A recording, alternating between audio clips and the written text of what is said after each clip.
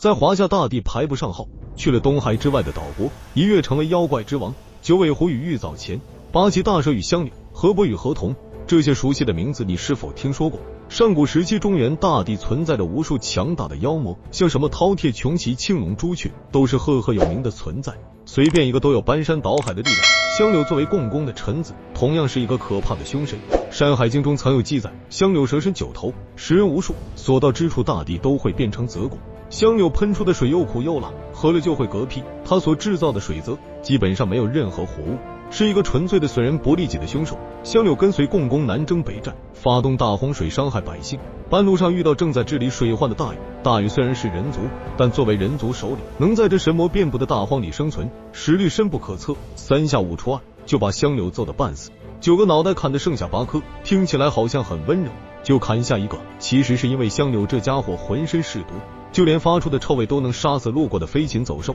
受伤后流出的血液更是不得了，只需要一滴毒血就能让方圆10里的土地寸草不生，几百年也无法自然消除。哪怕大禹武力值逆天，连共工这位水神都可以打败，可面对四处狂飙的毒血，还是头痛的很。斩下一颗脑袋后立刻停止，召集能人议事，用被污染的土壤铸造五帝台，将香柳镇压在下面。但随着时间的流逝，在长久的封印也有松动的那一天。香柳不愧是绝世凶手，在经历漫长的等待之后，竟然从五帝台下逃脱。不过此时共工早就完蛋，就算没死也是处于囚禁中。香柳一看自己老大都凉凉了，便朝着东方逃窜，由此便诞生了一位让岛国人民恐惧不已的可怕魔兽——八岐大蛇。作为岛国历史当中的顶级魔兽，八岐大蛇的对手屈指可数，不是创世神就是创世神的子女，再不然就是举世闻名的大英雄。在神话传说中，八岐大蛇有着8个脑袋，最喜欢吃小孩。有对老夫妇膝下8个子女，他每年吃一个，马上就要全部吃完的时候，来了位绝世剑豪，用计灌醉八岐大蛇，成功将其打败。至于死没死，应该是没死的。身为800万神明当中有数的大反派，肯定的多露脸，而因为形象差不多，所以很多人认为八岐大蛇便是逃亡的香柳。毕竟2个地方离得也不是很远，香柳在中原绝对是混不下去的，连无敌的共工都倒下了，他又怎么能在各种逆天人物身前蹦跶？还不如去东海欺负小朋友。东海之东谓之扶桑，这地方号称800万神明，但有名有姓的连800个都够呛。香柳来了简直是降维打击，看谁不爽就是一巴掌的事情。本来他只是打算在这个地方疗疗伤，但因为过得实在是太舒服，就跟当皇帝一样，便索性直接定居下来，反正回去也是没啥希望报仇。于是八岐大蛇应运而生，四处为非作歹。身为上古魔兽，那饭量可不是盖的，一口就能吃掉一座小山，8个脑袋就是8座，换做普通的生灵，那更是数都数不过来。而香柳如此嚣张，也是惹怒了扶桑本地的大神。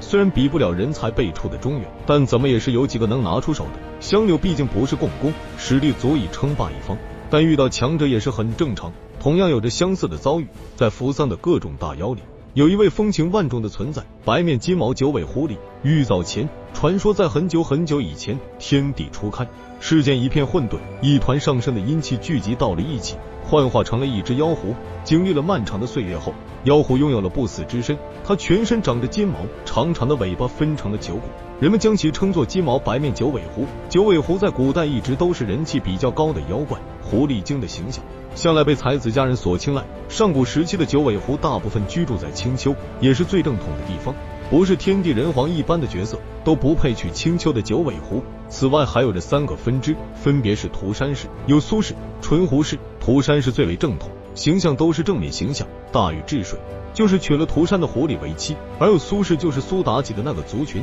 祸乱天下是一把好手。而纯狐氏更是有过之而无不及，狐狸精就是这个族群败坏的形象。最开始的九尾狐可是作为纯洁爱情的象征，各种大势力的首领要是能有一个九尾狐当老婆，那是做梦都能笑醒。但后来随着苏妲己的出现，狐族的名声就是一路往下，到现在简直惨不忍睹，狐狸精的名号简直如雷贯耳。而传说苏妲己完成使命之后，其实并没有凉，毕竟她也是按照头顶上的大佬吩咐做事，隐姓埋名的几千年。等到封神大劫结束，西游81难即将开始，九尾狐再次出山，幻化成美丽少女，搭上了遣唐使的船，就这么来到扶桑。她化为弃婴，被一名武士收养，由于天资聪颖，美貌绝伦，很快便入了宫。九尾狐自称玉藻前，接近当时的扶桑老大，过了一段没羞没臊的日子。不过当时本地的超凡势力也有不少，遣唐使都有了，学点阴阳五行不是肯定的吗？玉藻前成天享乐，很快就被一个著名的阴阳师识破。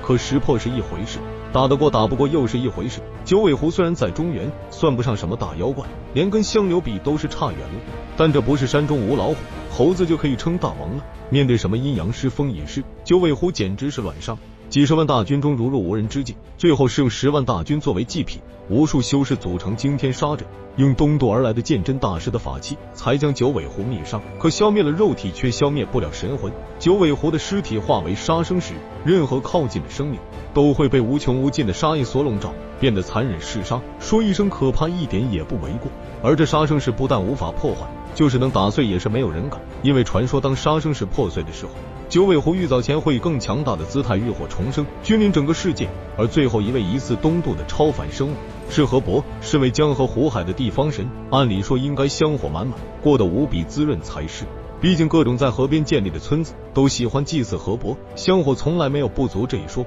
就算想要老婆也是有人送上门，河伯可以说是底层神灵里最吃香的角色，土地跟山神那是远远比不上，靠海吃饭的就是比山野老林强。但这河伯也不是那么好当的，上古最大的水神乃是共工，在他面前什么龙王蛇王的都得靠边站，祸乱淮水的无知气跟他比起来就跟猴子与五指山一样，只有认栽的份。但就算是看起来无敌的共工，也是被人打败了，身为河伯自然被算作共工的臣子，倒霉是肯定的。有的是修士想要这个水神位子，无奈之下，某些既没有实力也没有背景的河伯就只能靠着超凡的水性去海外混日子。昔日的大将军香柳不也在东海吗？万一抱上大腿，岂不是一步登天？于是就这么安家落户。河伯的实力跟掌控的河流息息相关，扶桑比起中原差的不是一点半点，又有香柳这个前辈站的位子，那是混得非常不咋地，于是就有了河童的称呼，意思就是个小童子，处于鄙视链的最底端，跟前面那2位将扶桑闹得天翻地覆的前辈比起来，